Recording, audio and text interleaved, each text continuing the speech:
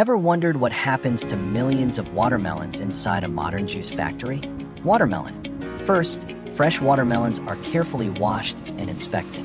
Then they're cut and processed to extract the sweet, refreshing juice. The juice is filtered, pasteurized, and bottled under hygienic conditions. Finally, every bottle is sealed, labeled, and packed for delivery. From whole watermelons to fresh juice, this is how it's made.